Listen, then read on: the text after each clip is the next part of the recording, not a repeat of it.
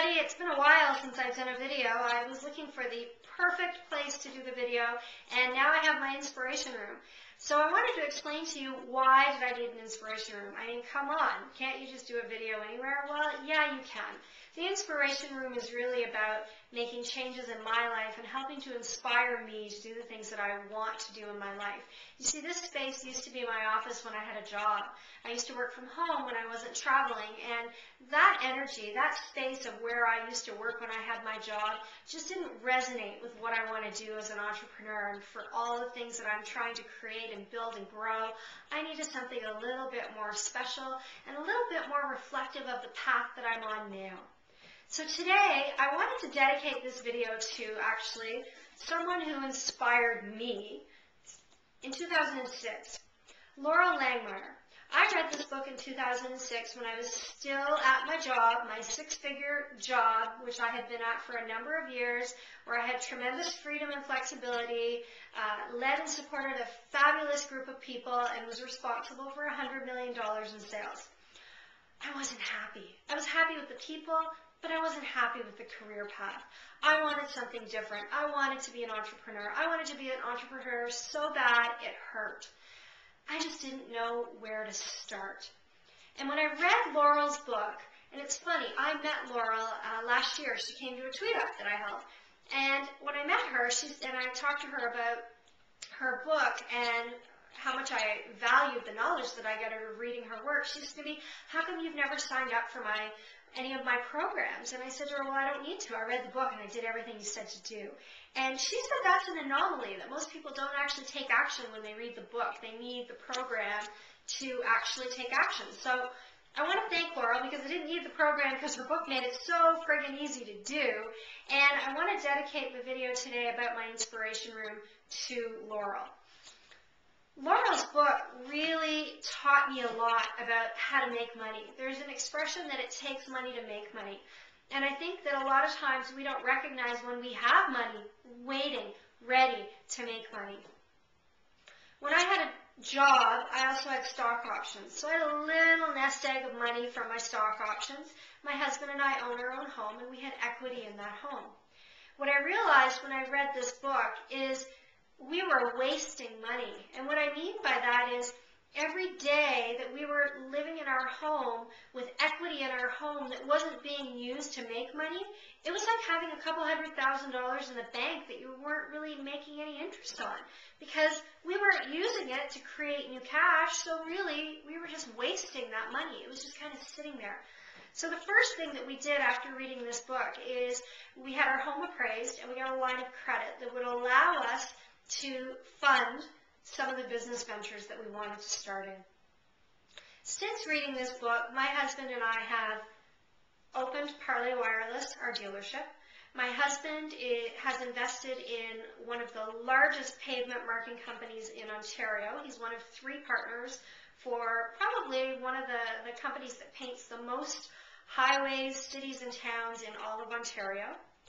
We've also utilized the equity to invest in a commercial property.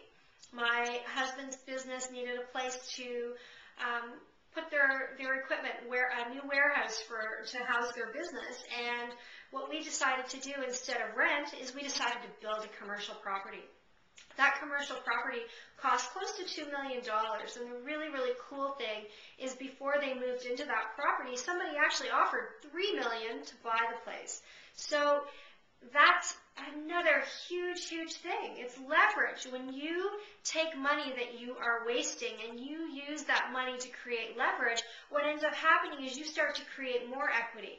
And the more equity you create in other ventures, the more leverage you have to do things. In addition to doing all of this, I have started a consulting business. And I remember when I met Laurel the first time at an eWomen conference, I remember listening to her in the room, and I remembered her saying that people always say, "Oh, people won't pay me enough to do what I do." And she responded and said, "Oh, yes, they will." Well, that's what happened to me when I decided that I was going to start my consulting business.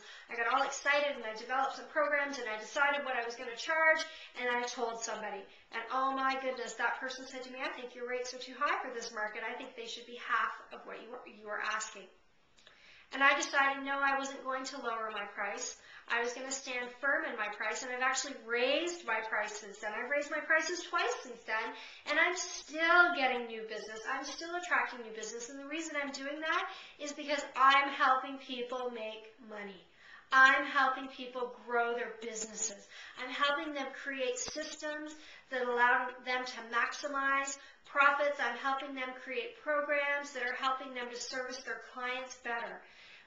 All of that wisdom came from reading this stuff.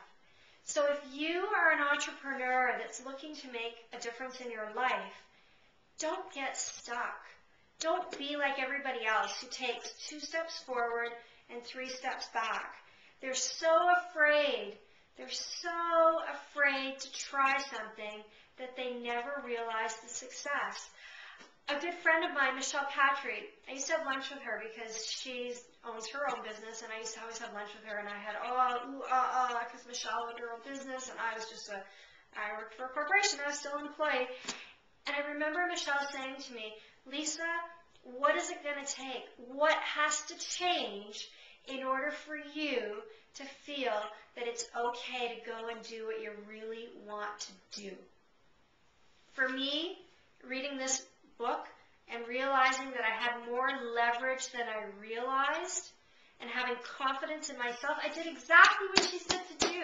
I did what I was an expert at. I opened a wireless dealership. I managed to bring in $100 million in sales for a wireless company. I can run a wireless store, and I can do it pretty darn good. Everything that she said to do in this book, I did, and oh my God, 3.5 years later, I can't believe I didn't do it sooner. So today's video, again, dedicated to Laura Langmeyer, and thank you, Laura. You've been a great inspiration in my life, and I sure am loving the way things are turning out. Have a great day, everybody. Who has inspired you lately, by the way? Nobody ever comments on my video posts, so tell me your story. Who is it that inspired you to make a difference, to take action in your life to propel it to where you really, really, really wanted it to be? Please tell me. I'd love to hear.